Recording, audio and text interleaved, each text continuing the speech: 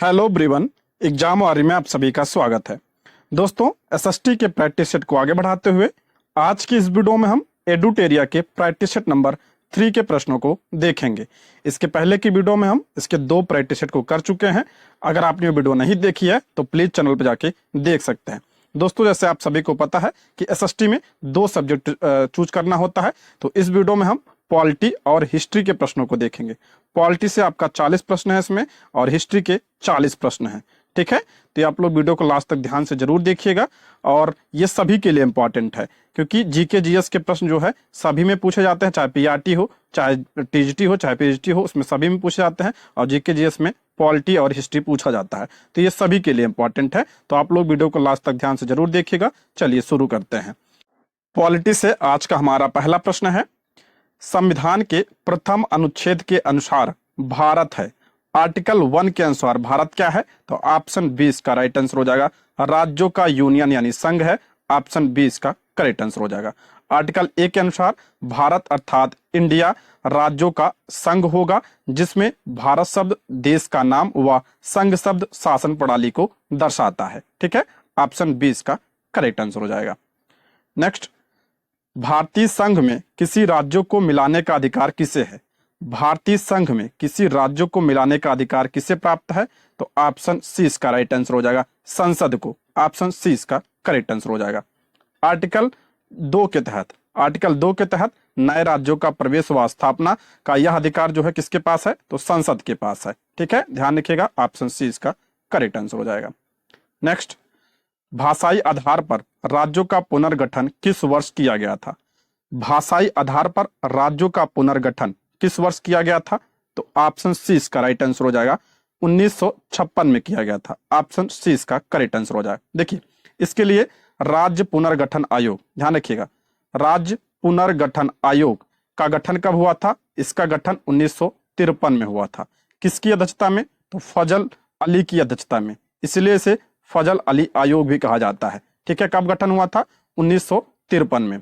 और इसने अपनी रिपोर्ट कब सौंपी थी? 1955 में अपनी रिपोर्ट सौंपी थी, जिसमें भाषा के आधार पर राज्यों के गठन को स्वीकारा गया, लेकिन एक राज्य एक भाषा के सिद्धांत को अस्वीकार कर दिया। ध्यान सुनिएगा, जिसमें भाषा के आधार पर राज्यों के गठन को स्वीकारा गया, लेकिन एक राज्य एक भाषा के सिद्धांत को अस्वीकार कर दिया गया।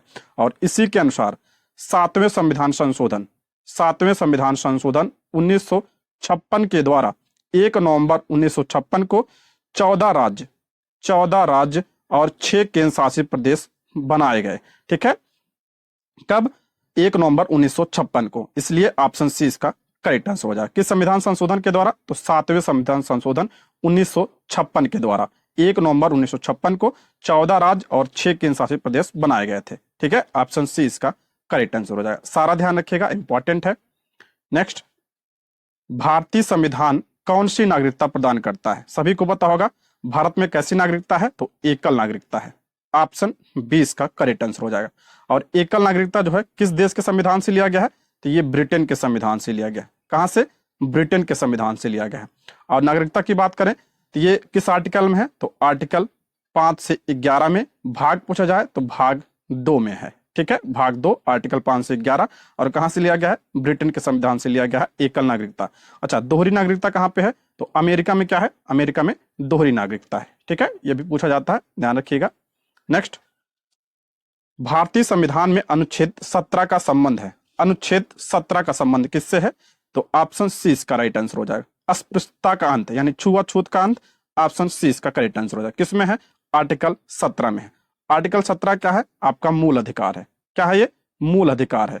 अच्छा, मूल अधिकार की बात करें तो मूल अधिकार संविधान के भाग किस भाग में है? तो भाग 3 में है। आर्टिकल की बात करें तो 12 से 35 तक जो है इसका उल्लेख किया गया है।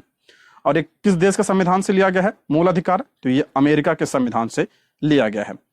वर्तमान में कितने हैं? तो वर्तमान में 6 मूल अधिकार हैं। पहले कितने थे? पहले 7 मूल अधिकार थे। ठीक है, लेकिन ध्यान रखिएगा 44वें संविधान संशोधन 1978 के द्वारा संपत्ति का जो अधिकार था, संपत्ति का अधिकार उसे हटा दिया गया। अब संपत्ति का अधिकार किस में है? तो आर्टिकल 300A में इसे कानूनी अधिकार बना दिया गया है। मूल अधिकार की सूची से इसे हटा दिया गया है। सारे पॉइंट ध्यान रखिएगा, मोस्ट इंपॉर्टेंट है। ऑप्शन सी इसका राइट आंसर हो जाएगा। छुआछूत का अंत आर्टिकल 17 में है। ठीक है, नेक्स्ट, बंधुआ मजदूर उन्मूलन अधिनियम संसद ने पारित किया था। बंधुआ मजदूर अधिनियम संसद ने कब पारित किया था? तो ये आपका 1976 में। ऑप्शन बी इसका करेक्ट आंसर हो जाएगा। अगला प्रश्न है, कल्याणकारी राज्य की संकल्पना का समावेश भारत के संविधान में है। कल्याणकारी राज्य की संकल्पना किसमें है? तो ये आपका ऑप्शन बी, राज्य के नीति निर्देशक तत्वों में है। ये ऑप्शन बी इसका करेक्ट आंसर हो जाएगा। ये अक्सर एग्जाम में पूछा जाता है, तो ध्यान रखिएगा। नीति निर्देशक सिद्धांत की बात करें तो किस भाग में है? भाग 4 में। भाग 4 में इसका उल्लेख किया गया है। आर्टिकल की बात करें तो आर्टिकल 36 से लेकर 51 में है ये। और किस देश के संविधान से लिया गया है? तो ये आयरलैंड के संविधान से लिया गया है। ठीक है, नीति निर्देशक सिद्धांत। और नीति निर्देशक सिद्धांत के उल्लंघन पर हम न्यायालय नहीं जा सकते, ये ध्यान रखिएगा। हम कोर्ट नहीं जा सकते इसके उल्लंघन पर। ठीक है, ऑप्शन बी इसका करेक्ट आंसर हो जाएगा, ये ध्यान रखिएगा। कल्याणकारी राज्य की बात करता है ये। अगला, भारतीय वरीयता क्रम में निम्न में से सबसे पहले कौन आता है? देखिए, वरीयता क्रम में जो है निम्न में से सबसे पहले कौन आता है? तो इसका पहले आंसर जान लेते हैं। ऑप्शन सी, अपने राज्य में राज्यपाल। ऑप्शन सी, ये ऑप्शन के अकॉर्डिंग है, लेकिन अगर वरीयता क्रम में पूछा जाए सबसे पहले कौन आता है, तो सबसे पहले आपका आता है राष्ट्रपति का पद, राष्ट्रपति। उसके बाद कौन? उसके बाद उपराष्ट्रपति आते हैं। उसके बाद आपका 30 नंबर पे प्रधानमंत्री आते हैं। ये वरीयता क्रम है, ध्यान रखिएगा। प्रधानमंत्री आते हैं उसके बाद, और चौथे नंबर पे आपका राज्यों के राज्यपाल आते हैं अपने अपने राज्यों में। ठीक है, पांचवें नंबर पे आपका भूतपूर्व राष्ट्रपति आते हैं। 5 में आपका उप प्रधानमंत्री आते हैं। 6ठे नंबर पे आपका मुख्य न्यायाधीश आते हैं। इस हिसाब से जो है वरीयता क्रम है। तो ऑप्शन के अकॉर्डिंग ऑप्शन सी इसका करेक्ट आंसर हो जाएगा। ठीक, नेक्स्ट, भारत में लोकसभा का अध्यक्ष यानी स्पीकर, तो ये क्या होता है? निर्वाचित किया जाता है। ऑप्शन सी इसका करेक्ट आंसर हो जाएगा। लोकसभा का जो अध्यक्ष होता है उसका क्या होता है? निर्वाचन होता है। ऑप्शन सी इसका करेक्ट आंसर हो जाएगा। लोकसभा अध्यक्ष का निर्वाचन लोकसभा के सदस्यों द्वारा किया जाता है। किसके द्वारा? लोकसभा के सदस्यों के द्वारा। और निर्वाचन की तिथि राष्ट्रपति के द्वारा निश्चित की जाती है। जो निर्वाचन की तिथि होती है किसके द्वारा निश्चित की जाती है? तो राष्ट्रपति के द्वारा। और निर्वाचन कौन करता है? तो लोकसभा के सदस्यों के द्वारा इसका निर्वाचन होता है। ठीक है, इंपॉर्टेंट है, ध्यान रखिएगा। लोकसभा स्पीकर का जो यानी अध्यक्ष का जो पद है किस आर्टिकल में है? आर्टिकल 93 में है। और वर्तमान में कौन है लोकसभा के अध्यक्ष? तो ओम बिरला जी हैं। ठीक है, नेक्स्ट,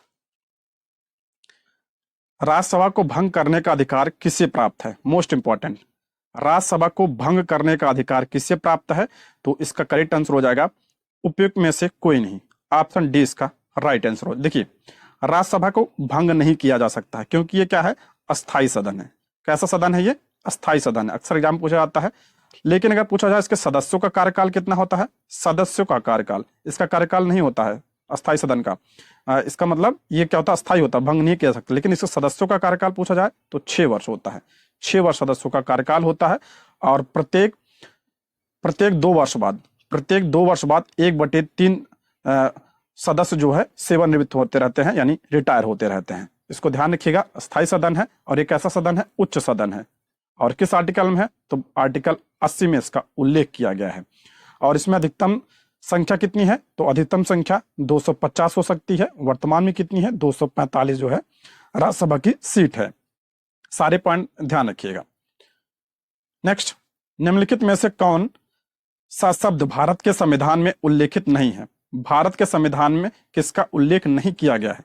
तो बजट शब्द का उल्लेख भारत के संविधान में नहीं है। ऑप्शन सी इसका करेक्ट आंसर हो जाएगा। बजट की जगह क्या है? वार्षिक वित्तीय विवरण है। आर्टिकल 112 में क्या है? वार्षिक वित्तीय विवरण है। बजट शब्द का प्रयोग नहीं किया गया है, ये ध्यान रखिएगा। ऑप्शन क्या हो जाएगा? सी इसका करेक्ट आंसर हो जाएगा। ठीक है, अगला प्रश्न है, लोकसभा द्वारा भेजे गए धन विधेयक को राज्यसभा अधिकतम कितने समय तक रोके रख सकती है? मोस्ट इंपॉर्टेंट है। लोकसभा द्वारा भेजे गए धन विधेयक को राज्यसभा अधिकतम कितने समय तक रोके रख सकती है? तो ऑप्शन ई इसका करेक्ट आंसर हो जाएगा। उपयुक्त में से कोई नहीं। इसमें ऑप्शन में नहीं दिया है कुछ। तो कितने दिनों तक? 14 दिनों तक रोके रख सकती है। ठीक है, ये ध्यान रखिएगा, 14 दिन तक। धन विधेयक मोस्ट इंपॉर्टेंट है, कुछ पॉइंट इसमें ध्यान रखिएगा।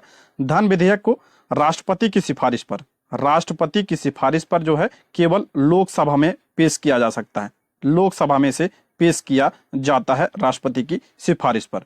अच्छा, कोई विधेयक धन विधेयक होगा कि नहीं, इसका निर्णय कौन करता है? तो जो लोकसभा का अध्यक्ष होता है, लोकसभा का अध्यक्ष जो होता है वह निर्णय करता है कि कोई विधेयक धन विधेयक होगा कि नहीं। अच्छा, धन विधेयक की परिभाषा किस आर्टिकल में है? आर्टिकल 110 में है, आर्टिकल 110 में है, ये पॉइंट भी आप ध्यान रखिएगा। धन विधेयक को राज्यसभा ना तो संशोधित कर सकती है ना ही खारिज कर सकती है, वह अधिक से अधिक 14 दिन तक रोके रख सकती है, ये ध्यान रखिएगा। और अगर 14 दिन तक अनुमति नहीं देती है तो उसे पारित मान लिया जाता है। ठीक है, ऑप्शन ई इसका करेक्ट आंसर हो जाएगा, 14 दिन, ध्यान रखिएगा। नेक्स्ट, निम्नलिखित में से कौन सी एक सबसे बड़ी संसदीय समिति है? सबसे बड़ी संसदीय समिति कौन सा है इसमें? तो ऑप्शन बी, प्राक्कलन समिति, ऑप्शन बी इसका राइट आंसर हो जाएगा। इसमें कितने सदस्य होते हैं? इसमें 30 सदस्य होते हैं। और सभी सदस्य जो है इसमें ध्यान रखिएगा, सभी सदस्य इसमें लोकसभा के होते हैं। 300 सदस्य क्या होते हैं? लोकसभा के होते हैं, ये ध्यान रखिएगा। और ये सबसे बड़ी समिति है। लोक लेखा समिति की बात करते हैं तो इसमें जो है कितने सदस्य होते हैं? 22, जिसमें आपका 15 लोकसभा से और 7 जो है राज्यसभा के सदस्य होते हैं। और सरकारी उपक्रम समिति की बात करें तो इसमें भी 22 सदस्य होते हैं, 15 लोकसभा से और 7 जो है राज्यसभा से। नेक्स्ट, किस वर्ष खाद्य मिलावट निवारण अधिनियम पारित हुआ था? खाद्य मिलावट निवारण अधिनियम कब पारित हुआ था? तो ये आपका 1954 में, ऑप्शन 20 का राइट आंसर हो जाएगा। दोस्तों, यदि आप हमारे चैनल पर नए हैं तो प्लीज चैनल को सब्सक्राइब करें, और अगर आपको वीडियो पसंद आती है तो लाइक, शेयर और कमेंट करें। और जो है कोई सुझाव हो तो कमेंट बॉक्स में जरूर बताइएगा, और अपना अपना सब्जेक्ट कॉम्बिनेशन भी आप लोग बताइए कमेंट में, ठीक है? उसी हिसाब से हम वीडियो को लाएंगे। अगला है, उच्चतम न्यायालय के न्यायाधीशों का वेतन निर्धारण किया जाता है। उच्चतम न्यायालय के न्यायाधीशों का वेतन निर्धारण किया जाता है, तो इसका राइट आंसर हो जाएगा ऑप्शन सी, संसद के द्वारा किया जाता है। ऑप्शन क्या हो जाएगा? सी इसका करेक्ट आंसर हो जाएगा। ठीक है, अगला प्रश्न है, किसी राज्य के राज्यपाल की नियुक्ति संविधान के अनुच्छेद, राज्यपाल की नियुक्ति संविधान के किस अनुच्छेद के तहत होती है? ऑप्शन सी, आर्टिकल 155 के तहत। अच्छा, नियुक्ति कौन करता है? तो राष्ट्रपति करता है, राष्ट्रपति राज्यपाल की नियुक्ति करता है, ये पॉइंट आप ध्यान रखिएगा। अच्छा, पूछा जाएगा राज्यपाल का पद किस आर्टिकल में है? तो आर्टिकल 154 में, क्या 53 में, और 153 में क्या है? पद है। और 154 ध्यान रखिएगा, 154 में क्या है? तो राज्य की कार्यपालिका शक्ति राज्यपाल में निहित होगी। ये कहां पे कहा गया है? तो ये आर्टिकल 154 में कहा गया है, आर्टिकल 154 में कहा गया है कि राज्य की कार्यपालिका शक्ति राज्यपाल में निहित होगी। ठीक है, 154 ध्यान रखिएगा। 153 में आपका पद है, 155 में नियुक्ति है। नेक्स्ट, सरकारिया आयोग की सिफारिशों का संबंध है। सरकारिया आयोग की सिफारिशों का संबंध किससे है? तो केंद्र और राज्य के पारस्परिक संबंध से। ऑप्शन डी इसका राइट आंसर हो जाएगा, ऑप्शन डी इसका करेक्ट आंसर हो जाएगा। सरकारी आयोग की बात करें, इसका गठन कब हुआ था? तो ये आपका 1983 में इसका गठन हुआ था, और ये केंद्र और राज्यों के बीच संबंध से संबंधित है। नेक्स्ट, इंडिपेंडेंट लेबर पार्टी की स्थापना किसने किया था? इंडिपेंडेंट लेबर पार्टी की स्थापना किसने किया था? तो डॉक्टर भीमराव अंबेडकर। ऑप्शन क्या हो जाएगा? 20 का राइट आंसर हो जाएगा। इन्होंने कब किया था? 1936 में इसकी स्थापना की थी। नेक्स्ट, भारतीय संविधान में 9वीं अनुसूची जोड़ी गई थी। 9वीं अनुसूची मोस्ट इंपॉर्टेंट है, कल के प्रैक्टिस सेट में भी इसको बताया था मैंने। 9वीं अनुसूची, तो ये आपका प्रथम संविधान संशोधन के द्वारा। ऑप्शन ए इसका करेक्ट आंसर हो जाएगा। पहला संविधान संशोधन कब हुआ था? तो 1951 में पहला संविधान संशोधन हुआ था, और इसके द्वारा 9वीं अनुसूची को जोड़ा गया था। 9वीं अनुसूची में क्या है? आपका भूमि सुधार अधिनियम है। भूमि सुधार संबंधी जो है प्रावधान किसमें है? आपका 9वीं अनुसूची में है। अच्छा, जब मूल संविधान में कितने अनुसूची थे? तो 8 अनुसूची। वर्तमान में कितने हैं? 12 अनुसूचियां हैं, ये भी आप ध्यान रखिएगा। ठीक। नेक्स्ट, भारतीय संविधान के अनुच्छेद 344 के तहत प्रथम राजकीय भाषा आयोग का गठन हुआ था। 344 के तहत प्रथम राजकीय भाषा आयोग का गठन कब हुआ था? तो 7 जून 1955 को। 7 जून 1955 को, ऑप्शन बी। और इसके अध्यक्ष कौन थे? तो इसके अध्यक्ष जो है बीजी खेर थे। बीजी खेर इसके अध्यक्ष थे, ये भी आप ध्यान रखिएगा। नेक्स्ट, मौलिक अधिकार को लागू करने की शक्ति किसके पास है? मौलिक अधिकार को लागू करने की शक्ति किसके पास है? तो ये आपका जो हो जाएगा, ये सुप्रीम कोर्ट और हाई कोर्ट के पास है। तो ऑप्शन ए इसका राइट आंसर हो जाएगा। उच्चतम और उच्च न्यायालय को प्राप्त है, ऑप्शन ए इसका करेक्ट आंसर हो जाएगा। और इसके मूल अधिकार के उल्लंघन पर रिट जारी कर सकता है किस आर्टिकल के तहत? आर्टिकल 32 के तहत रिट कौन जारी करता है? Supreme court. और आर्टिकल 256 के तहत कौन जारी कर 26 के तहत कौन जारी करता है? तो हाई कोर्ट। 226 के तहत हाई कोर्ट जारी करता है रिट, और आर्टिकल 32 के तहत कौन? तो सुप्रीम कोर्ट रिट जारी करता है, ध्यान रखिएगा। अगला, संवैधानिक उपचार का अधिकार संविधान के किस अनुच्छेद में वर्णित है? संवैधानिक उपचार का अधिकार किस आर्टिकल में है? इंपॉर्टेंट है, आर्टिकल 32 में। ऑप्शन क्या हो जाएगा? सी इसका करेक्ट आंसर हो जाएगा। अच्छा, आर्टिकल 32 को संविधान की आत्मा किसने कहा है? तो डॉक्टर भीमराव अंबेडकर जी ने आर्टिकल 32 को संविधान की आत्मा कहा। ये पॉइंट भी आप ध्यान रखिएगा। नेक्स्ट, भारतीय संविधान का अभिभावक कौन होता है? भारतीय संविधान का अभिभावक कौन होता है? तो ये आपका हो जाएगा सर्वोच्च न्यायालय, ऑप्शन बी इसका राइट है, यानी सुप्रीम कोर्ट। सुप्रीम कोर्ट जो है संविधान का एक व्याख्याता और संरक्षक भी है, ऑप्शन बी इसका राइट आंसर हो जाएगा। अगला, लोकसभा को भंग करने के लिए कौन सक्षम है? लोकसभा को भंग करने के लिए कौन सक्षम है? तो ये राष्ट्रपति, ऑप्शन सी इसका करेक्ट आंसर हो जाएगा। देखिए, प्रधानमंत्री या मंत्रिपरिषद द्वारा राष्ट्रपति को सलाह देने पर राष्ट्रपति लोकसभा को निश्चित अवधि से पहले भी भंग कर सकता है, ठीक है, ऑप्शन सी। लेकिन ध्यान रखिएगा, प्रधानमंत्री या मंत्रिपरिषद की सलाह पर ही, ऑप्शन सी इसका करेक्ट आंसर हो जाएगा। अगला प्रश्न है, सन 1909 के अधिनियम को दूसरे किस नाम से जाना जाता है? 1909 में जो अधिनियम आया था उसे किस नाम से जाना जाता है?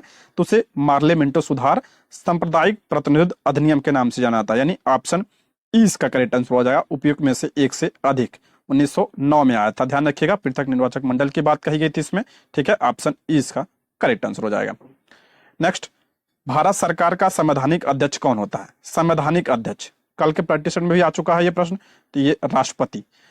संवैधानिक अध्यक्ष कौन होता है? राष्ट्रपति होता है। लेकिन अगर पूछा जाए वास्तविक कौन होता है, तो वास्तविक कौन होता है? वास्तविक अध्यक्ष प्रधानमंत्री होता है।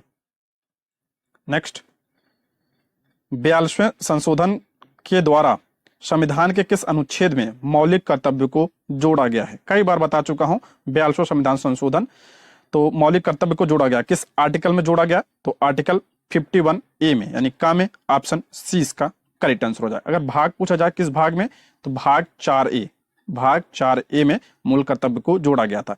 किस संविधान संशोधन? तो 42वें संविधान संशोधन के द्वारा। और यह हुआ कब था? तो ये आपका 1976 में यह संशोधन हुआ था। और किस समिति की सिफारिश पर जो है इसे जोड़ा गया था? तो सरदार स्वर्ण सिंह समिति की सिफारिश पर, सरदार स्वर्ण सिंह समिति की सिफारिश पर इसे लाया गया था। और ये किस देश के संविधान से लिया गया है? तो ये आपका जो है रूस के संविधान से लिया गया है। सारे पॉइंट ध्यान रखिएगा, इंपॉर्टेंट है। वर्तमान में कितने मूल कर्तव्य हैं? 11, पहले 10 थे और वर्तमान में 11 हैं, इसको ध्यान रखिएगा। नेक्स्ट, राष्ट्रपति राज्यों में किस अनुच्छेद के तहत राष्ट्रपति शासन लगाता है? राष्ट्रपति शासन पूछ रहा है, किस आर्टिकल के तहत? आर्टिकल 356 के तहत जो है राष्ट्रपति शासन। देखिए, 3 प्रकार के आपात उपबंध है हमारे संविधान में। पहला आपका 352 में क्या है? इसमें राष्ट्रीय आपातकाल है। राष्ट्रीय आपातकाल किसमें है? 352 में है। दूसरा आपका 356 जिसमें आपका राष्ट्रपति शासन है। तीसरा आपका आर्टिकल 360 है जिसमें क्या है? वित्तीय आपातकाल। आर्टिकल 360 में वित्तीय आपातकाल है, ठीक है। और ये जो आपात उपबंध है कहां से लिया गया है? तो भारत शासन अधिनियम, भारत शासन अधिनियम 1935 से लिया गया है। ये पॉइंट भी ध्यान रखिएगा, जो तीनों आपात उपबंध है कहां से लिया गया है? तो भारत शासन अधिनियम 1935 से लिया गया है, ठीक है। सारे पॉइंट ध्यान रखिएगा, मोस्ट इंपॉर्टेंट। अगला प्रश्न है, भारत के प्रधानमंत्री को कौन नियुक्त करता है? ध्यान रखिएगा, प्रधानमंत्री की नियुक्ति होती है, चुनाव नहीं होता। अगर पूछा जाए परीक्षा में कि प्रधानमंत्री का चुनाव कौन करता है, तो चुनाव नहीं होता है, ध्यान रखिएगा, नियुक्ति होते हैं, ठीक है। प्रधानमंत्री की नियुक्ति होती है। तो ऑप्शन क्या हो जाएगा? सी इसका करेक्ट आंसर हो जाएगा। राष्ट्रपति नियुक्त करता है प्रधानमंत्री को, ऑप्शन सी इसका करेक्ट आंसर हो जाएगा। ध्यान रखिए, आर्टिकल 75, आर्टिकल 75 के तहत प्रधानमंत्री की नियुक्ति राष्ट्रपति द्वारा की जाएगी और अन्य मंत्रियों की नियुक्ति राष्ट्रपति द्वारा प्रधानमंत्री की सलाह पर की जाती है, ठीक है। इसको ध्यान रखिएगा, किस आर्टिकल में? आर्टिकल 75 में कहा गया है ये। अलग, केंद्रीय मंत्रिपरिषद किसके प्रति सामूहिक रूप से उत्तरदायी होती है? केंद्रीय मंत्रिपरिषद सामूहिक रूप से किसके प्रति? तो ये आपका लोकसभा के प्रति, ऑप्शन ए इसका राइट आंसर हो जाएगा। अलग, संसद की दोनों सदनों की संयुक्त बैठक की अध्यक्षता कौन करता है? इंपॉर्टेंट है, संयुक्त बैठक की अध्यक्षता कौन करता है? तो ये आपका करता है लोकसभा अध्यक्ष, ऑप्शन 20 का राइट आंसर है। संयुक्त बैठक किस आर्टिकल में है? आर्टिकल 108 में है। लेकिन इसे बुलाता कौन है? कभी पूछा जाता है कि अगर कि संयुक्त बैठक को कौन बुलाता है, तो राष्ट्रपति द्वारा बुलाया जाता है, राष्ट्रपति बुलाता है। लेकिन इसकी अध्यक्षता कौन करता है? तो लोकसभा अध्यक्ष इसकी अध्यक्षता करता है, ध्यान रखिएगा। नेक्स्ट, संविधान के किस अनुच्छेद में संसद को संविधान में संशोधन करने का अधिकार प्रदान किया गया है? संसद को संविधान में संशोधन करने का अधिकार किस आर्टिकल के तहत? तो आर्टिकल 368 के तहत। ऑप्शन क्या हो जाएगा? 20 का राइट आंसर है। मोस्ट इंपॉर्टेंट, आर्टिकल 368 के तहत जो है संविधान संशोधन, ऑप्शन 20 का राइट आंसर है। अच्छा, संविधान संशोधन की प्रक्रिया कहां से लिया गया है? तो दक्षिण अफ्रीका के संविधान से संविधान संशोधन की प्रक्रिया लिया गया है। ये पॉइंट भी आप ध्यान रखिएगा, ठीक है। यहाँ ध्यान रखिए, आर्टिकल 123, आर्टिकल 123 में क्या है? आपका राष्ट्रपति द्वारा अध्यादेश, जो अध्यादेश जारी करता है किस आर्टिकल के तहत? राष्ट्रपति, तो आर्टिकल 123 के तहत। ये भी आप ध्यान रखिएगा। नेक्स्ट, किसने कहा भारत एक अर्ध संघात्मक राज्य है? इंपॉर्टेंट है ये, भारत एक अर्ध संघात्मक राज्य, किसने कहा था? तो ऑप्शन बी, केसी वीआर ने कहा था। ऑप्शन क्या हो जाएगा? 20 का राइट आंसर हो जाएगा। और अर्ध संघात्मक जो ये ढांचा है कहां से लिया गया है भारत के संविधान में? तो ये कनाडा के संविधान से लिया गया है, कनाडा के संविधान से लिया गया। ये पॉइंट भी ध्यान रखिएगा। नेक्स्ट, 42वां संविधान संशोधन द्वारा किस अनुच्छेद के माध्यम से श्रमिकों की प्रबंधन में भागीदारी सुनिश्चित की गई? श्रमिकों की प्रबंधन में भागीदारी सुनिश्चित की गई किस आर्टिकल के द्वारा? तो आर्टिकल 43A के द्वारा। Option D, 43A, option D इसका राइट आंसर हो जाएगा। 42वां संविधान संशोधन बता चुका, कब हुआ था? 1976 में हुआ था। इसे लघु संविधान भी कहा जाता है। इसी के द्वारा मूल कर्तव्य जोड़ा गया था और इसी के द्वारा संविधान की प्रस्तावना में 3 शब्द जोड़े गए थे। कौन कौन से? समाजवादी, अखंडता और धर्मनिरपेक्ष। अगला प्रश्न है, भारत के संविधान की 11वीं अनुसूची में कितने विषय हैं? कल हमने पढ़ा था 12वीं अनुसूची के बारे में, आज 11वीं अनुसूची से प्रश्न आया है। तो 11वीं अनुसूची में कितने विषय हैं? तो 29 विषय हैं। ऑप्शन 20 का करेक्ट आंसर हो जाएगा। 11वीं अनुसूची में क्या है? तो आपका ग्राम पंचायत है। पंचायत किसमें है? आपका 11वीं अनुसूची में। और इसे जो है संवैधानिक दर्जा कब प्रदान किया गया था, किस संशोधन के द्वारा? तो 73वें संविधान संशोधन 1992 के द्वारा इसे क्या प्रदान किया गया था? संवैधानिक दर्जा। और ये लागू कब हुआ था? 24 अप्रैल, ध्यान रखिएगा, 24 अप्रैल 1993 को यह लागू हुआ था। इसलिए 24 अप्रैल को जो है कौन सा दिवस मनाया जाता है? पंचायती राज दिवस मनाया जाता है। पंचायती राज दिवस जो है 24 अप्रैल को मनाया जाता है, क्योंकि ये इसी दिन लागू हुआ था। एग्जाम में पूछा जाता है कि ये कभी कभी पूछ लेता है कि ग्राम पंचायत कब लागू हुआ था, तो आप लोग 92 लगा देते हैं, लेकिन लागू पूछा जाए तो 93। संवैधानिक दर्जा दिया गया था 92 में, ठीक है। और किस अनुसूची में शामिल किया गया? तो 11वीं अनुसूची में। 11वीं अनुसूची में कितने विषय हैं? 29 विषय, ठीक। नेक्स्ट, निम्नलिखित में से कौन सा सही सुमेलित नहीं है? सही सुमेलित नहीं पूछा है, इसमें कौन सा नहीं है? पहला कह रहा सार्वजनिक स्वास्थ्य एवं स्वच्छता। सार्वजनिक स्वच्छता ये किसमें है? राज्य सूची का विषय है, सही है। जनगणना संघ सूची का विषय, ये भी सही है। दल विरोधी ये आपका 10वीं अनुसूची में है, सही है। राज्यसभा में सीटों की संख्या ये 6वीं अनुसूची में नहीं है, ये जो है किस अनुसूची में है? तो ये आपका 4थी अनुसूची में है, ठीक है, 4थी अनुसूची में है, ये ध्यान रखिएगा। ऑप्शन क्या हो जाएगा? डी इसका करेक्ट आंसर हो जाएगा, यही आपका सुमेलित नहीं है। नेक्स्ट, भारतीय संविधान की 6ठी अनुसूची के प्रावधान किस राज्य में लागू होते हैं? 6ठी अनुसूची में के प्रावधान किस राज्य में लागू होते हैं? तो ये आपका हो जाएगा त्रिपुरा में। ऑप्शन ए इसका करेक्ट आंसर हो जाएगा। ध्यान रखिएगा, इसका ट्रिक है ATMM, यानी ए से क्या हो गया? असम, टी से आपका त्रिपुरा, एम से आपका मेघालय और इस एम से क्या होगा? मिजोरम। ये ट्रिक ध्यान रखिएगा, चारों राज्यों का नाम जरूर ध्यान रखिएगा, असम, त्रिपुरा, मेघालय, मिजोरम, ठीक है। 6ठी अनुसूची में है ये। नेक्स्ट, धन विधेयक भारत के संविधान में किस अनुच्छेद में है? अभी बताया था आर्टिकल 110 में। ऑप्शन सी इसका करेक्ट आंसर हो जाएगा। अब कोई विधेयक धन विधेयक होगा कि नहीं, इसका निर्णय कौन करता है? तो लोकसभा का अध्यक्ष करता है। अगला प्रश्न है, राष्ट्रपति के चुनाव में कौन भाग लेता है? राष्ट्रपति के चुनाव में पूछ रहा है, कौन भाग लेता है? तो इसका करेक्ट आंसर हो जाएगा ऑप्शन ई, उपयुक्त में से कोई नहीं। देखिए, आर्टिकल 54 के तहत जो है एक निर्वाचक मंडल होता है, राष्ट्रपति के चुनाव के लिए निर्वाचक मंडल होता है आर्टिकल 54 के तहत। और इस निर्वाचक मंडल में कौन कौन शामिल होता है? ध्यान सुनिएगा, इसमें लोकसभा और राज्यसभा के निर्वाचित सदस्य, मनोनीत नहीं, ध्यान रखिएगा, निर्वाचित सदस्य शामिल होते हैं इसमें, लोकसभा और राज्यसभा के। और कौन शामिल होता है? तो और इसमें विधानसभा के निर्वाचित सदस्य शामिल होते हैं, विधानसभा के निर्वाचित सदस्य शामिल होते हैं। और कौन शामिल होता है? तो दिल्ली और पांडुचेरी के जो विधानसभा है उसके निर्वाचित सदस्य, निर्वाचित मनोनीत नहीं, सभी के निर्वाचित, ध्यान रखिएगा। लोकसभा, राज्यसभा और विधानसभा के और केंद्र शासित प्रदेशों में सिर्फ दिल्ली और पांडुचेरी के निर्वाचित सदस्य इसमें शामिल होते हैं राष्ट्रपति के चुनाव में। मोस्ट इंपॉर्टेंट है, अक्सर एग्जाम पूछा जाता है, तो ध्यान रखिएगा। अगर पूछा जाए महाभियोग में कौन शामिल होता है राष्ट्रपति के महाभियोग में, तो राष्ट्रपति के महाभियोग में सिर्फ जो है लोकसभा और राज्यसभा के सभी सदस्य शामिल होते हैं। इसमें सभी, इसमें मनोनीत और निर्वाचित नहीं, इसमें सभी शामिल होते हैं, बस यही दोनों शामिल होते हैं महाभियोग में। ये पॉइंट भी ध्यान रखिएगा। महाभियोग में इसमें जो है विधानसभा के लोग नहीं शामिल होते हैं, सिर्फ लोकसभा और राज्यसभा के लोग शामिल होते हैं महाभियोग में। ठीक है, अगला, भारत में संघीय व्यवस्था किस देश से अपनाया गया है? संघीय व्यवस्था अभी बताया था मैंने, कनाडा से अपनाया गया है। ऑप्शन 20 का करेक्ट आंसर हो जाएगा। अमेरिका से क्या लिया गया है? तो ये आपका जो है मूल अधिकार यहां से लिया गया है। ठीक है, ब्रिटेन से क्या लिया गया है? एकल नागरिकता लिया गया है। रूस से क्या लिया गया है? मूल कर्तव्य लिया गया है। अब हम इतिहास के प्रश्नों को देखते हैं। पहला प्रश्न है, टैले एक प्रकार का था। टैले क्या था? तो टैले जो है आपका ये भूमिकर था। ऑप्शन 20 का करेक्ट आंसर हो जाएगा।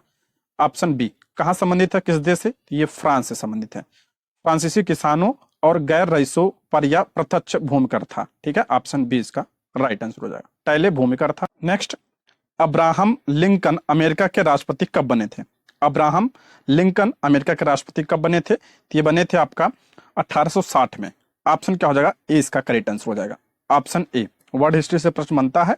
ठीक है, अगला है, अमेरिका में गृह युद्ध की शुरुआत कब हुई थी? गृह युद्ध की शुरुआत कब हुई थी अमेरिका में? तो 1861 में। और समाप्त कब हुआ था, यानी अंत कब हुआ था? 1865 में। अगला प्रश्न है, लिखित संविधान अमेरिका में कब लागू हुआ था? लिखित संविधान अमेरिका में आपका 1789 में। ऑप्शन ए इसका करेक्ट आंसर हो जाएगा। और ये पहला लिखित संविधान है, पहला लिखित संविधान है अमेरिका का संविधान। ठीक है, अगला, प्रजातंत्र की स्थापना सर्वप्रथम कहां हुई थी? प्रजातंत्र की स्थापना सर्वप्रथम कहां पे हुई थी? तो अमेरिका में हुई थी। ऑप्शन क्या हो जाएगा? 20 का करेक्ट आंसर हो जाएगा। अगला प्रश्न है, किस कृषि वैज्ञानिक को नोबेल शांति पुरस्कार से सम्मानित किया गया? नोबेल शांति पुरस्कार से किसे सम्मानित किया गया है? तो ऑप्शन बी, नॉर्मन बोरलॉग को। ऑप्शन 20 का करेक्ट आंसर है। कब? 1970 में यह पुरस्कार मिला था, शांति के क्षेत्र में मिला था। नॉर्मन बोरलॉग की बात करें तो इन्हें हरित क्रांति का जनक कहा जाता है। हरित क्रांति का जनक नॉर्मन बोरलॉग। अच्छा, भारत में हरित क्रांति का जनक कौन था? तो एम एस स्वामीनाथन थे भारत में हरित क्रांति के जनक। अगला प्रश्न है, निम्न में से कौन सही सुमेलित है? कौन सही सुमेलित है इसमें? तो देखते हैं इसमें, तो इसका करेक्ट आंसर हो जाएगा आपका ऑप्शन सी, तहजीब उल अखलाक। ये सर सैयद अहमद खान की रचना है। ऑप्शन क्या हो जाएगा आपका? सी इसका करेक्ट आंसर हो जाएगा। यही आपका सुमेलित है। बाकी अल हिलाल जो ध्यान रखिएगा, ये मौलाना अबुल कलाम आजाद का है। अल हिलाल जो है मौलाना अबुल कलाम आजाद का है, और तहजीब उल अखलाक ये सर सैयद अहमद खान की रचना है। ऑप्शन सी इसका राइट आंसर हो जाएगा। अगला प्रश्न है, भारतीय राजनीति में 1947 के बाद किस महिला ने सर्वाधिक योगदान दिया? 1947 के बाद किस महिला ने सर्वाधिक योगदान दिया? तो ऑप्शन ए, अरोड़ा आसफ अली ने। ऑप्शन ए इसका करेक्ट आंसर हो जाएगा। नेक्स्ट, भारत का शासन ईस्ट इंडिया कंपनी के क्राउन को स्थानांतरित किया गया। मोस्ट इंपॉर्टेंट, भारत का शासन ईस्ट इंडिया कंपनी के क्राउन को स्थानांतरित किया गया किस एक्ट के तहत? तो ये 1857 के क्रांति के बाद जो एक्ट आया था, ऑप्शन सी, 1858 के भारत सरकार अधिनियम के अंतर्गत। ऑप्शन सी इसका करेक्ट आंसर हो जाएगा। इसी के तहत जो है वायसराय के पद को समाप्त कर दिया गया और नया पद आया, सॉरी, गवर्नर जनरल के पद को समाप्त कर दिया गया। गवर्नर जनरल पद को समाप्त कर दिया गया और नया पद आया कौन सा? वायसराय। वायसराय आया था। और पहला वायसराय कौन था भारत का? तो लॉर्ड कैनिंग। लॉर्ड कैनिंग पहला वायसराय था। ठीक है, ये भी आप ध्यान रखिएगा। नेक्स्ट, जब भारत को स्वतंत्रता प्राप्त हुई तो ब्रिटेन में निम्न में से किस एक पार्टी की सत्ता थी? मोस्ट इंपॉर्टेंट है, जब भारत को स्वतंत्रता प्राप्त हुई तो ब्रिटेन में निम्न में से किस एक पार्टी की सत्ता थी? तो लेबर पार्टी की। ऑप्शन 20 का करेक्ट आंसर हो जाएगा। और प्रधानमंत्री कौन था? तो क्लीमेंट इटली। क्लीमेंट इटली जो है उस समय प्रधानमंत्री थे। नेक्स्ट, इसका प्रस्ताव मई में आया। इसमें अभी भी भारत को विभाजन मुक्त रखने की आकांक्षा थी, जिसका ब्रिटिश प्रांतों से मिलकर बने एक संघीय राज्य का स्वरूप होना था। उपयुक्त कथन का संबंध है, तो इसका संबंध किससे है? तो ये कैबिनेट मिशन से है। ऑप्शन डी इसका राइट आंसर हो जाएगा। Cabinet mission. कैबिनेट मिशन जो है कब आया था? 1946 में आया था। और इसी के तहत जो है संविधान सभा का क्या हुआ था? गठन हुआ था। साइमन कमीशन की बात कर लेते हैं। भारत में कब आया था? तो 1928 में, गठन 1927 में हुआ था। गांधी इरविन समझौता, मोस्ट इंपॉर्टेंट, अब की बार ये प्रश्न बना था 628 में। गांधी इरविन समझौता कब हुआ था? तो 5 मार्च 1931 को हुआ था, जिसे दिल्ली समझौता कहते हैं। और क्रिप्स मिशन कब आया था? तो 1942 में आया था। ये भी प्रश्न आया था। सारे प्रश्न इंपॉर्टेंट है। अगला, नीचे दिए गए दो वक्तव्य दिए गए हैं, जिसमें एक कथन क्यू और दूसरा आपका कारण आर है। दोनों को ध्यानपूर्वक पढ़ें। पहला करा, राष्ट्रीय स्वयंसेवक संघ 1942 के भारत छोड़ो आंदोलन से पृथक रहा। ये आपका सही है। कारण, इसका विचार था कि इस आंदोलन से भारत की स्वतंत्रता में देरी होगी। ये आपका गलत है, कारण गलत है। यानी आपका क्यू और यानी कौन सा सही हो जाएगा? Option C.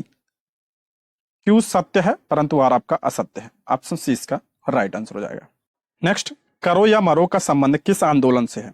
करो या मरो का संबंध सभी को पता होगा, भारत छोड़ो आंदोलन से है। और यह नारा किसने दिया था? तो महात्मा गांधी जी ने दिया था। ऑप्शन डी इसका करेक्ट आंसर हो जाएगा। भारत छोड़ो आंदोलन, इसकी घोषणा कब हुई थी? 8 अगस्त 1942 को इसकी घोषणा हुई थी। दांडी मार्च की बात करें तो दांडी मार्च जो है कब से कब तक? तो 12 मार्च 1930 से 5 अप्रैल 1930 तक चला था। और 6 अप्रैल को गांधी जी ने नमक कानून को तोड़कर सविनय अवज्ञा आंदोलन की शुरुआत की थी। ठीक है, इंपॉर्टेंट है। खिलाफत आंदोलन 1919 में, असहयोग आंदोलन 1920 से 1922 तक चला था, सभी को पता होगा। अगला प्रश्न है, भारतीय मुसलमानों ने पृथक राज्य के लिए पाकिस्तान शब्द का प्रयोग सबसे पहले निम्न में से किसने किया था? पाकिस्तान शब्द का प्रयोग जो है किसने किया था? तो ये आपका ऑप्शन डी, चौधरी रहमत अली व उनके मित्रों ने। ऑप्शन डी इसका करेक्ट आंसर हो जाएगा। अगर पूछा जाए पाकिस्तान की मांग मुस्लिम लीग ने कब किया था? मुस्लिम लीग ने 1940 में किया था। नेक्स्ट, 1927 की बटलर कमेटी का उद्देश्य था। बटलर कमेटी कब? 1927 में। इसका उद्देश्य क्या था? तो इसका उद्देश्य था ऑप्शन डी, भारत सरकार तथा देशी राज्यों के मध्य संबंधों को सुधारना। इसका क्या था? प्रमुख उद्देश्य था। Option D. अगला प्रश्न है, कांग्रेस सोशलिस्ट पार्टी की पहली बैठक हुई। इंपॉर्टेंट है। कांग्रेस सोशलिस्ट पार्टी की बैठक पहली कहां पे हुई थी? पटना में। ऑप्शन सी इसका करेक्ट आंसर हो जाएगा। कांग्रेस सोशलिस्ट पार्टी की स्थापना पूछा जाता है अक्सर एग्जाम में, बीपीएससी का फेवरेट प्रश्न है ये। तो ये आपका 1934 में हुआ था। ठीक है, क्योंकि बिहार से संबंधित है। ये आप इसकी स्थापना 1934 में हुई थी। किसने किया था? जयप्रकाश नारायण, नरेंद्र देव, राम मनोहर लोहिया, इन सब ने मिलकर जो है इसकी स्थापना की थी। ऑप्शन क्या हो जाएगा? सी इसका करेक्ट आंसर हो जाएगा। और इसके अध्यक्ष जो है नरेंद्र देव थे और सचिव जयप्रकाश नारायण। अगला प्रश्न है, भारतीय इतिहास में 6 अप्रैल 1930 की तिथि जानी जाती है। 6 अप्रैल 1930 की, अभी हमने ऊपर ही बताया था जस्ट। ये किसके लिए जानी जाती है? तो ऑप्शन ए, महात्मा गांधी द्वारा नमक कानून को भंग करना। ऑप्शन ए इसका करेक्ट आंसर हो जाएगा। दांडी मार्च 12 मार्च से जो है आपका 5 अप्रैल तक चला था। और 6 अप्रैल को जो है गांधी जी ने नमक कानून को तोड़कर सविनय अवज्ञा आंदोलन की शुरुआत की थी। Option A. नेक्स्ट, निम्न में से किस भारतीय नेता ने लंदन में प्रथम गोलमेज सम्मेलन में भाग लिया? प्रथम गोलमेज सम्मेलन कहां पे हुआ? लंदन में। और इसमें किसने भाग लिया था? ऑप्शन ए, मौलाना मोहम्मद अली ने। ऑप्शन ए इसका करेक्ट आंसर हो जाएगा। यह प्रथम गोलमेज सम्मेलन हुआ कब था? तो 12 नवंबर 1930 से 13 जनवरी 1931 तक यह सम्मेलन हुआ था। ऑप्शन ए इसका करेक्ट आंसर हो जाएगा। ध्यान रखिएगा, एक प्रश्न और बनता है कि गांधी जी ने कब भाग लिया था, किसमें? तो गांधी जी ने दूसरे गोलमेज सम्मेलन में भाग लिया था। कांग्रेस की तरफ से दूसरे गोलमेज सम्मेलन में गांधी जी ने भाग लिया था। मोस्ट इंपॉर्टेंट एक प्रश्न और बनता है कि तीनों गोलमेज सम्मेलन में कौन भाग लिया था? तो तीनों गोलमेज सम्मेलन में डॉक्टर भीमराव अंबेडकर जी ने भाग लिया था। सारे पॉइंट ध्यान रखिएगा, इंपॉर्टेंट है। साइमन कमीशन भारत कब आया? साइमन कमीशन भारत कब आया था? ये आपका 1928 में आया था। ऑप्शन क्या हो जाएगा? 20 का करेक्ट आंसर हो जाएगा।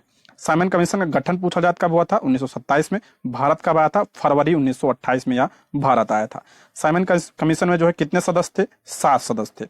7 सदस्य, और 7 सदस्य जो है क्या थे? अंग्रेज थे।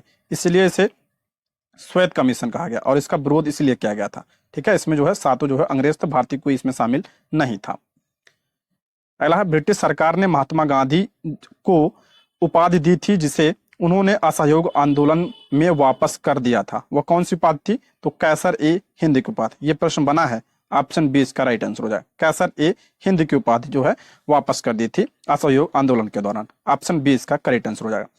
ध्यान रखें, नाइटहुड की उपाधि ये किसे मिली थी? तो रविन्द्रनाथ टैगोर को, रविन्द्रनाथ टैगोर को जो है यह उपाधि मिली थी। और इन्होंने इसे वापस कब कर दिया? तो जालियांवाला बाग हत्याकांड के बाद जो है इसे वापस कर दिया था। नेक्स्ट आपका, इस मिसाल में हम मुसलमानों को हिंदुओं से भिड़ा नहीं पाए, निम्नलिखित में से कौन सी घटना से एचिंसन के इस कथन का संबंध है? तो इसका करेक्ट आंसर हो जाएगा आपका खिलाफत और असहयोग आंदोलन। ऑप्शन सी इसका राइट आंसर हो जाएगा। एचिंसन का यह कथन है, ऑप्शन सी इसका करेक्ट आंसर हो जाएगा। नेक्स्ट, गदर पार्टी का प्रथम का पत्र गदर था, गदर पार्टी का पत्र गदर था, तो इसका राइट आंसर हो जाएगा आपका एक साप्ताहिक पत्र था। ऑप्शन ए सी इसका राइट आंसर हो जाएगा। क्या था? एक साप्ताहिक था। Option C. गदर पार्टी की स्थापना कब हुई थी? 1913 में हुई थी। कहां पे हुई थी? सैन फ्रांसिस्को में हुआ था। ये प्रश्न बनता है तो ध्यान रखिएगा, लाला हरदयाल ने किया था। अगला प्रश्न है, वाराणसी में प्रथम संस्कृत महाविद्यालय की स्थापना किसने की? प्रथम संस्कृत महाविद्यालय की स्थापना वाराणसी में किसने? तो जोनाथन डंकन ने। ऑप्शन ए इसका करेक्ट आंसर हो जाएगा। कब किया था? तो 1791 ईस्वी में। अगला प्रश्न है, 1857 के विद्रोह के ठीक बाद बंगाल में निम्न में से कौन सा विप्लव हुआ था? 1857 के बाद कौन सा विद्रोह हुआ था? तो नील विद्रोह हुआ, मोस्ट इंपॉर्टेंट। ऑप्शन सी इसका राइट आंसर हो जाएगा। कब हुआ था? तो ये आपका 1859-60 में यह विद्रोह हुआ था, नील विद्रोह। और इसके प्रमुख नेता की बात करें तो दिगंबर विश्वास और विष्णु विश्वास। कौन? दिगंबर विश्वास और विष्णु विश्वास जो है इसके प्रमुख नेता थे। इसका चित्रण ध्यान रखिएगा, दीनबंधु मित्र ने अपने नाटक नील दर्पण में किया था। नील दर्पण ये अक्सर एग्जाम पूछा था, नील दर्पण। तो ये किसकी रचना है? तो ये आपका जो है दीनबंधु मित्र की रचना है। ठीक है। अगला प्रश्न है, निम्नलिखित में से किसने महमूद गजनवी के हमले के बाद सोमनाथ मंदिर का पुनर्निर्माण करवाया था? तो ये आपका क्या करवाया था? भीमदेव प्रथम ने। ऑप्शन क्या हो जाएगा? 20 का करेक्ट आंसर हो जाएगा। महमूद गजनवी ने सोमनाथ मंदिर को लूटा कब था? तो 1025 ईस्वी में इसे लूटा था। अगला प्रश्न है, अलाउद्दीन खिलजी के आक्रमण के समय देवगिरी का शासक कौन था? देवगिरी का शासक कौन था? तो रामचंद्र देव। ऑप्शन ए इसका करेक्ट आंसर हो जाएगा। ठीक है, ऑप्शन ए इसका करेक्ट आंसर हो जाएगा। देवगिरी पर आक्रमण कब किया था? तो 1307 से 1308, ये ध्यान रखिएगा। अगला प्रश्न है, कथन क्यों दिया है मोहम्मद बिन तुगलक की प्रतीक मुद्रा योजना असफल सिद्ध हुई? सही है। कारण दिया आर, मोहम्मद बिन तुगलक की मुद्रा निर्गमन पर उचित नियंत्रण नहीं था, ये सही है। कारण भी सही है और कथन भी सही है। ऑप्शन ए इसका करेक्ट आंसर हो जाएगा। ठीक है। अगला प्रश्न है, किस मुगल बादशाह के विरुद्ध जौनपुर से फतवा जारी हुआ था? किस मुगल बादशाह के विरुद्ध जौनपुर से फतवा जारी हुआ था? तो ये अकबर के विरुद्ध। ऑप्शन बी इसका करेक्ट आंसर हो जाएगा। अकबर की धार्मिक सहिष्णुता की नीति से दुखी होकर जौनपुर के मुल्ला यजिदी ने अकबर के विरुद्ध क्या जारी किया था? फतवा जारी किया था। ठीक है। अगला प्रश्न है, तबकात ए नासरी का लेखक कौन था? तबकात ए नासरी, तो इसका राइट आंसर हो जाएगा मिनहाज उस सिराज। ऑप्शन सी इंपॉर्टेंट है, ध्यान रखिएगा। अगला, इनमें से किसे आंध्र भोज भी कहा जाता है? आंध्र भोज किसे कहा गया है? तो ऑप्शन हो जाएगा ए कृष्णदेवराय। ऑप्शन ए इसका करेक्ट आंसर हो जाएगा। कृष्णदेवराय विजयनगर साम्राज्य के तुलु राजवंश के शासक थे। अगला, किस सूफी संत की मान्यता थी कि भक्ति संगीत ईश्वर के निकट पहुंचने का एक साधन है? भक्ति संगीत ईश्वर के निकट पहुंचने का एक साधन है, या किसका मानना था? तो आपका मोइनुद्दीन चिश्ती का मानना था। ऑप्शन ए इसका करेक्ट आंसर हो जाएगा। अच्छा, मोइनुद्दीन चिश्ती का दरगाह कहाँ पे स्थित है? तो ये अजमेर में स्थित है, अजमेर में स्थित है। नेक्स्ट, निम्नलिखित में से किसने अपने बादशाह पति के लिए मकबरे का निर्माण करवाया था? अपने पति के लिए मकबरे का निर्माण किसने करवाया था? तो ये आपका हो जाएगा हाजी बेगम। ऑप्शन बी इसका राइट आंसर हो जाएगा। कौन सा मकबरा बनवाया था इन्होंने? हुमायूं का मकबरा। और कहाँ पे है? दिल्ली में। अला, निम्न में से किस स्थल के साथ मानव कंकाल के साथ कुत्ते का कंकाल सावधान से प्राप्त हुआ? कुत्ते का कंकाल मानव कंकाल के साथ ये कहां से प्राप्त हुआ? तो ये बुर्ज होम। ऑप्शन बी इसका राइट आंसर हो जाए। अब बुर्ज होम जो है ये नवपाषाण कालीन स्थल है। ठीक है, नवपाषाण कालीन, जम्मू कश्मीर। अला, उपनिषद पुस्तकें हैं। उपनिषद जो आपका क्या है? दर्शन पर आधारित है। ऑप्शन डी इसका राइट आंसर हो जाए। अगला प्रश्न है, वैदिक काल में निष्क शब्द का प्रयोग एक आभूषण के लिए होता था, किंतु उत्तर वैदिक काल में उसका प्रयोग किस अर्थ में हुआ? मोस्ट इंपॉर्टेंट है ये। तो निष्क बाद में क्या होगा, सिक्का, ऑप्शन डी इसका राइट आंसर हो जाएगा। पहले वैदिक काल में निष्क शब्द का प्रयोग आभूषण के लिए होता था, लेकिन बाद में किसके होने लगा, सिक्के के रूप में। अगला प्रश्न है, पाटलिपुत्र में स्थित चंद्रगुप्त का महल मुख्यतः बना था, तो ये किससे बना था, तो लकड़ी का। ये प्रश्न बन चुका है, ऑप्शन सी इसका राइट आंसर हो जाएगा। चंद्रगुप्त मौर्य, चंद्रगुप्त मौर्य की बात करें अगर हम, चंद्रगुप्त मौर्य ने मौर्य वंश की स्थापना कब की थी, 322 ईसा पूर्व में किया था। अगला प्रश्न है, किस अभिलेखों में यह उल्लेख किया गया है कि चंद्रगुप्त मौर्य के समय पाटलिपुत्र में अकाल पड़ा था। तो ये किसमें किया गया, किस, ऑप्शन ई, उपयुक्त में से कोई नहीं, ऑप्शन ए इसका करेक्ट आंसर हो जाएगा। इसका उल्लेख जो है किस अभिलेख में मिलता है, तो सहगौरा अभिलेख में मिलता है। सहगौरा अभिलेख में मिलता है कि चंद्रगुप्त मौर्य के समय पाटलिपुत्र में अकाल पड़ा था। ठीक है। अगला प्रश्न है, इलाहाबाद स्तंभ अभिलेख निम्नलिखित में से किस एक से संबंध किस एक से संबंधित है, इलाहाबाद का स्तंभ। तो ये आपका हो जाएगा इसका ऑप्शन ई, उपयुक्त में से कोई नहीं। ये जो है आपका किससे संबंधित है, तो ये आपका समुद्रगुप्त से संबंधित है। प्रयाग प्रशस्ति आपने सुना होगा, प्रयाग प्रशस्ति की रचना किसने किया था, तो हरिश्चंद्र ने किया था। ये पॉइंट भी आप ध्यान रखिएगा, ये समुद्रगुप्त से संबंधित है। अगला प्रश्न है, 72 व्यापारी को चीन में किसके कार्यकाल में भेजे गए थे। 72 व्यापारी को चीन में किसके कार्यकाल में भेजे गए थे, तो ये आपका हो जाएगा कुलोतुंग फर्स्ट के समय में, ऑप्शन ए इसका राइट आंसर हो जाएगा। नेक्स्ट, संस्कृत की निम्नलिखित में से कौन सी रचनाओं ने महाभारत से अपना कथा सूत्र लिया है, नीचे दिए गए कूट से सही उत्तर का चयन कीजिए। तो इसका करेक्ट आंसर हो जाएगा 1, 2, 3, यानी नजधी चरितम, किरातार्जुनीयम और शिशुपाल वध। तो इसका करेक्ट आंसर हो जाएगा आपका ऑप्शन डी, 1, 2 और 3, ऑप्शन डी इसका करेक्ट आंसर हो जाएगा। नजधी चरितम जो है किसकी रचना है, तो ये आपका श्री हर्ष की रचना है। किसकी है, श्री हर्ष की रचना है। शिशुपाल वध जो है किसकी रचना है, तो ये आपका महाकवि माघ की रचना है। और किरातार्जुनीयम किसकी रचना है, तो ये भारवी की रचना है। भारवी की रचना है, इंपॉर्टेंट है, पूछा गया है प्रश्न। ये प्रश्न जो है पिछली बार जो है 9th-10th में पूछा गया था, 9th-10th में प्रश्न बना था। और 10 कुमार चरित ये किसकी रचना है, तो ये दांडी की रचना है। सारे रचना ध्यान रखिएगा, इंपॉर्टेंट है। ठीक है दोस्तों, इसमें टोटल 80 प्रश्न थे, हमने सभी प्रश्नों को कवर कर लिया है। ठीक है, ये रहे आज के प्रश्न। Thank you for watching.